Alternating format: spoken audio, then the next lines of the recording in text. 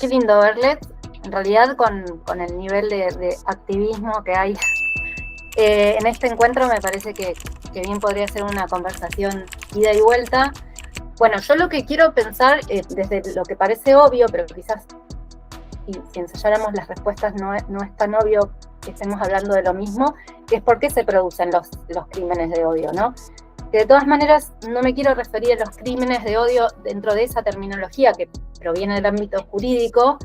sino pensarlo en digamos, la idea más extensiva de la violencia hacia personas en razón de su pertenencia a un grupo social, así mujeres, personas racializadas, personas LGTBIQ+, que los ejemplos que quiero dar es sobre este último grupo, porque dependiendo qué respuesta le demos al por qué se produce esa violencia, que puede tener múltiples respuestas que no están ni bien ni mal, sino que depende del enfoque que le demos, pero justamente dependiendo de cómo respondamos a esa pregunta, nos puede ubicar mejor o no para entender cuál es realmente el tipo de conflicto estructural en el que estamos inmersos hoy, y entonces después, recién de entender, permitirnos pensar prácticas y acciones concretas y organizativas como docentes, como militantes, como personas, etcétera, que nos dejen en mejores condiciones, ¿no? para responder a esa violencia. Porque creo que lo que tenemos que revisar es ciertos discursos que digamos, han hegemonizado desde mi perspectiva los discursos del feminismo, que tienen que ver con algún tipo de argumentos para sostener el avance en derechos, que tiene que ver con esto, ¿no? Con que nuestros proyectos feministas vienen a reforzar la democracia, a incluir la diversidad, a generar vínculos a partir del respeto por las diferencias, etcétera, etcétera. Y evidentemente no se generó nada de eso. Lo que hubo es un repliegue, un acecho de los sectores más conservadores que se organizaron y a la espera de volver a tener más poder, como es hoy lo que tenemos en los distintos niveles del Estado, pero bueno, quizás el más extremo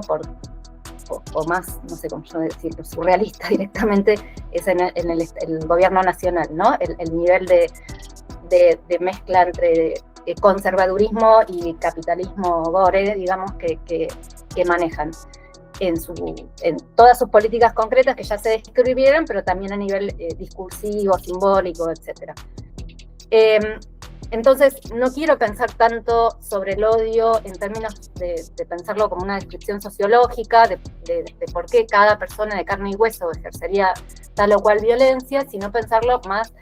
en términos sistémicos y estructurales, o sea, preguntarnos, por ejemplo, a qué grupo social, o más profundamente, qué tipo de sistema social se está defendiendo, se está reivindicando cuando se llevan adelante discursos y prácticas que, por ejemplo, niegan explícitamente determinadas existencias, ¿no? O quiénes se benefician con ese orden, porque en general solemos hacer poco en lo mal que está, o en lo que se discrimina, o en los efectos digamos, violentos que puede tener, pero no le dedicamos, me parece, tanto tiempo a pensar quiénes se benefician, para qué es esto, por qué se sostiene, ¿no? Entonces,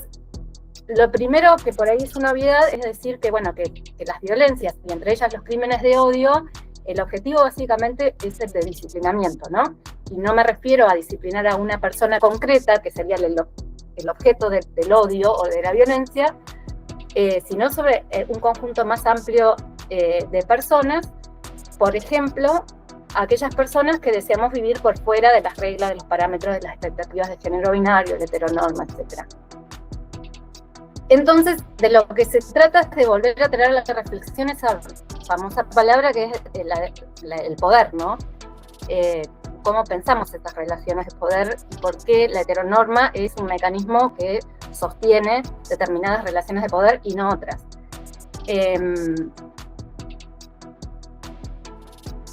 Es decir, cómo mediante el ejercicio de la violencia,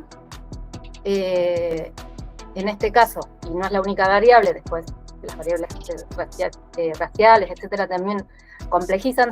todo esto, pero, por ejemplo, las violencias hacia mujeres cis, que se salen del guión hegemónico de la feminidad, hacia lesbianas, hacia personas no binarias, hacia trabas, trans, cuando se proyecta odio sobre esas personas,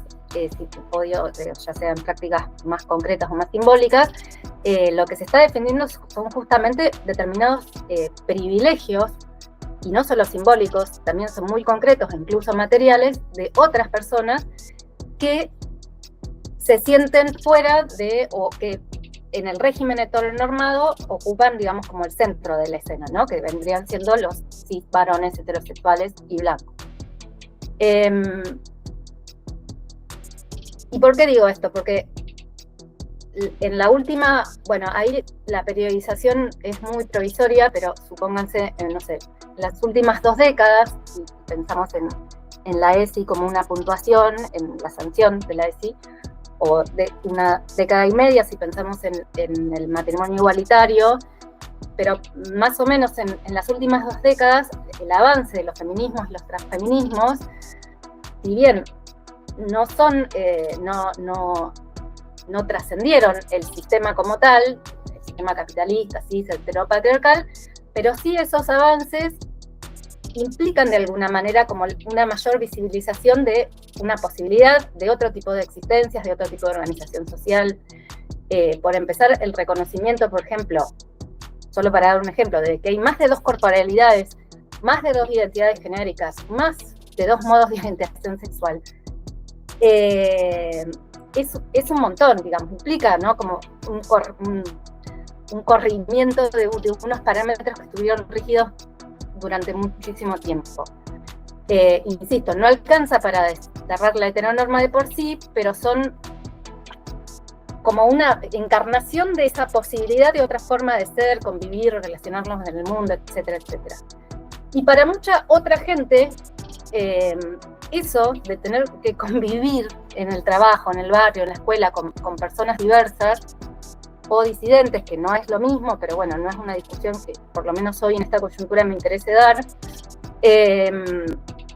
son como eso, ¿no? Como el recordatorio cotidiano, palpable, de que entonces la heteronorma es justamente eso, una norma, es decir, una convención social histórica que tiene un punto de origen y por lo tanto también puede tener un punto de finalización. Insisto, es una norma, no una orientación sexual, sino, digamos, la norma como organizadora de un régimen, ¿no? De político sexual. Entonces, me parece que si bien esos avances en materia de derechos, tanto para cis mujeres como para personas LGTBI, se dieron en el marco de un Estado democrático, burgués, etcétera, no implicó trascender a otro tipo de Estado, a otro tipo de sistema, no dejan de ser esto, ¿no? La semilla de una forma alternativa de vivir. Y entonces es interesante pensar que hay un argumento de los sectores más conservadores que se han utilizado desde principios del siglo XX,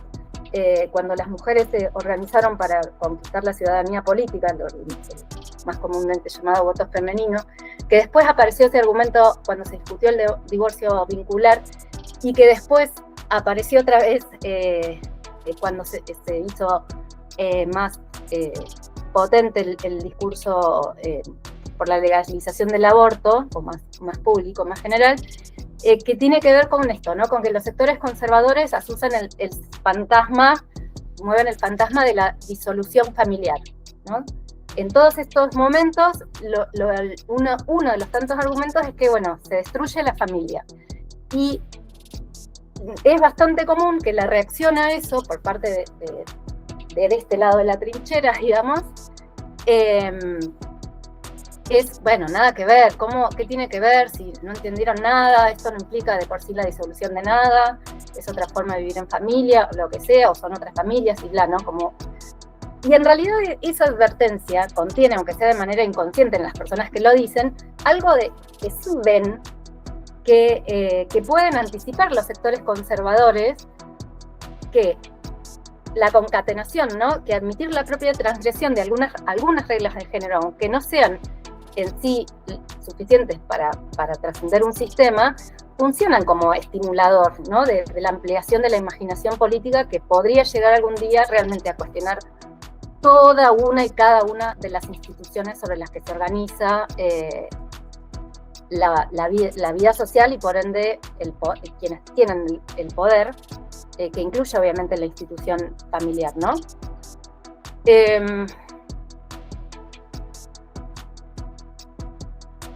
Y entonces ahí lo que me parece también que otro error en el que solemos caer, por ahí obviamente podrán disentir, es algo que tampoco es absoluto, pero que tiene que ver con que cuando argumentamos la defensa del avance de derechos, uno de los argumentos que se suele utilizar es que, bueno, que nuestro proyecto inclusivo y diverso tiene que ver con eso, ¿no? Con un respeto a la diversidad dentro de un paradigma de democratización más real, menos formal, y que no le jodería la vida a nadie, porque en realidad cada cual debería poder vivir como quiere, ¿no? Y para eso tienen que estar garantizadas las condiciones materiales de esa vida, etcétera, etcétera. Pero en realidad sí le estamos jodiendo la vida a otra gente que se beneficia con ese régimen social sexual más opresivo, y que en sus términos, desde su lógica, ellos vivían más libremente antes que ahora, más cómodamente, sin tantos cuestionamientos a su forma de ser, a su forma de subjetivarse, a su forma de vincularse, en definitiva a sus privilegios, ¿no? Y entonces, para pensar esto en algo más concreto y más tremendo, como son el triple lesbicidio de la masacre de Barracas, ahí lo que me parece importante es pensar esto, ¿no? Como ese disenso no es cualquier disenso, digamos, un lesbianismo haciendo comunidad en condiciones de mucha precariedad, es realmente disentir del sistema heteronormativo, amén de que no lo hayan pensado o sí de esa manera las personas que lo estaban llevando adelante, pero es realmente una forma práctica de plantarle cara a los núcleos más duros de la heterosexualidad como institución.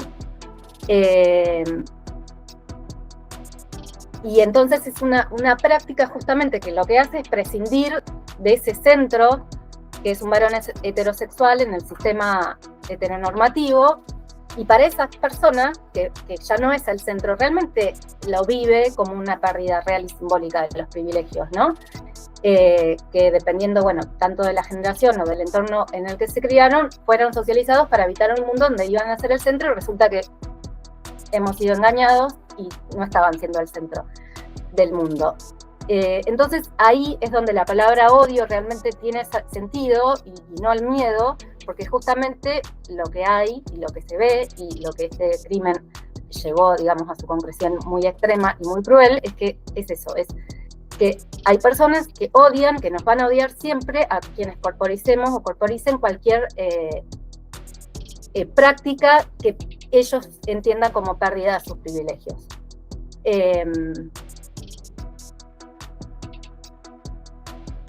Digo, no importa si realmente esto es así o no, alcanza con que ese varón, un varón como Barrientos, lo viva de esa manera para que devengan lesbicidas. Esa es la cuestión. Entonces,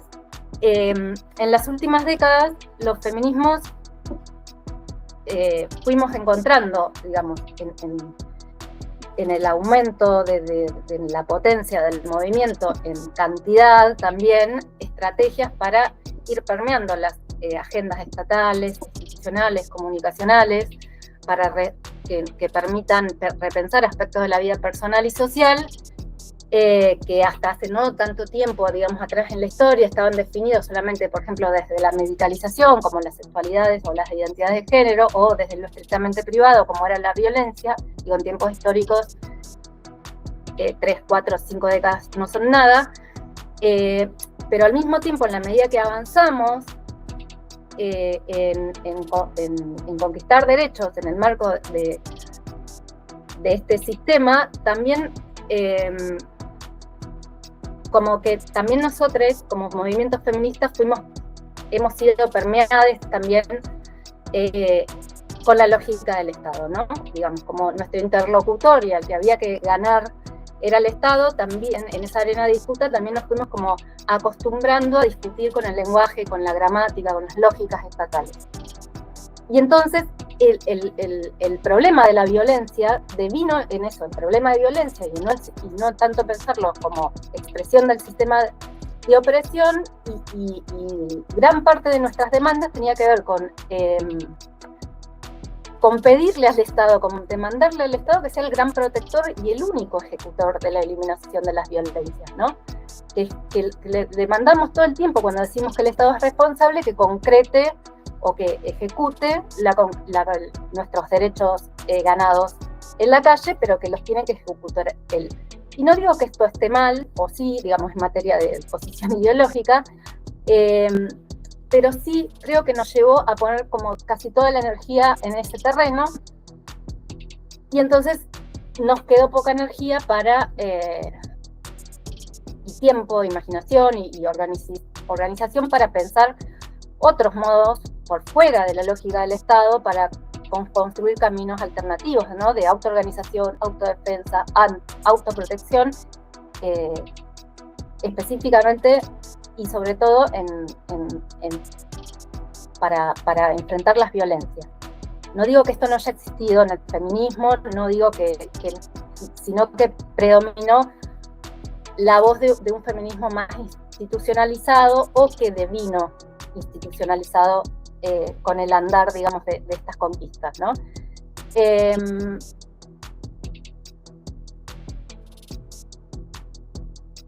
Y para mí, no sé si es por deformación profesional, entonces, ¿dónde buscar como experiencias ante tantas políticas regresivas y opresivas como lo que tenemos hoy enfrente, tanto económicas como sociosexuales, etcétera, para encontrar algunas puntas desde donde pensar qué corno hacer ante esto? Yo creo que siempre el futuro está en el pasado, ¿no? Es decir, en la propia historia de los feminismos, de los colectivos LGTBIQ+, en experiencias de organización autónoma, de cómo se organiza la rabia y el miedo por fuera de la lógica estatal, como decía antes. No sé, dos ejemplos que se me ocurren cercanos en el tiempo y en el territorio. No sé, pensar la organización colectiva durante la dictadura de las Madres de Plaza de Mayo, que claramente no alcanzó con caminar alrededor de la plaza, sino que realmente para que pudieran salir como organización vivas, más allá de las desapariciones que al interior tuvieron de personas, ¿no? Pero digo, que una organización se geste en el marco de una dictadura y que sobreviva esa dictadura como organización, obviamente tuvo que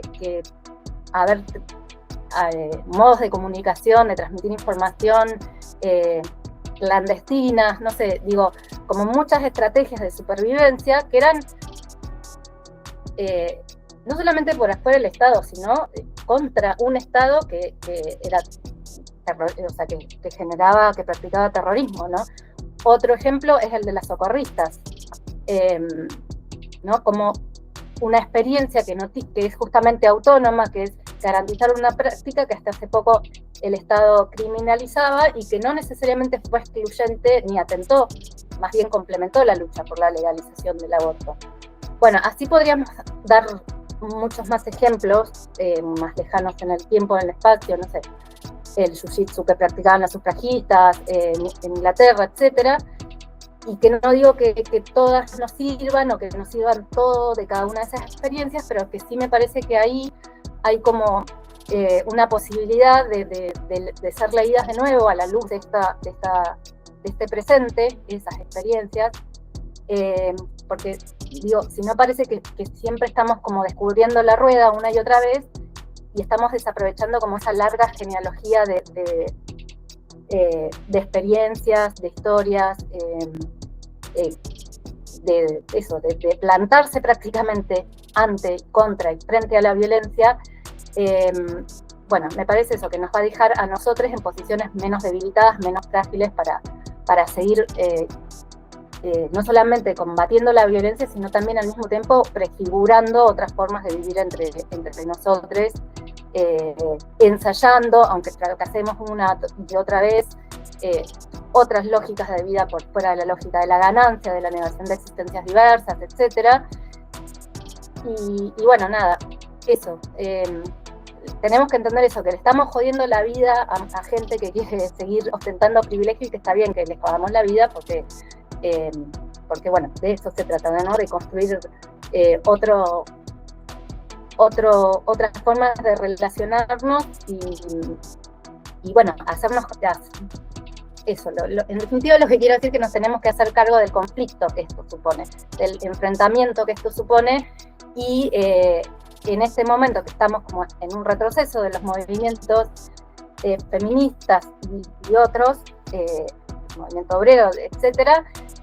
bueno, insistir en buscar experiencias que nos permitan como reconstruir estrategias defensivas, resistentes, impugnadoras de este orden social. Y para cerrar, no sé cómo estoy de tiempo, nada, acá hay un prólogo de un libro que nos gusta mucho a algunas de nosotros, que se llama Defenderse una filosofía de la violencia, que al final de su prólogo la autora termina con 2 preguntas, ¿no? Porque dice así: pretendo trabajar no a escala de los sujetos políticos constituidos, sino más bien a escala de la politización de las subjetividades. En lo cotidiano, en la intimidad de los afectos relacionados con la rabia que están encerrados en nosotros mismos, en la soledad de las experiencias vividas de la violencia frente a la cual se practica continuamente una autodefensa que no tiene etiqueta. En el día a día, ¿qué le hace la violencia a nuestras vidas, a nuestros cuerpos y a nuestros músculos? Y ellos, a su vez, ¿qué pueden hacer y no hacer dentro de y a través de la violencia? Bueno, nada, yo dejaría por acá y después retomamos todo lo que les parezca necesario o interesante de retomar en la vuelta de conversación. Gracias.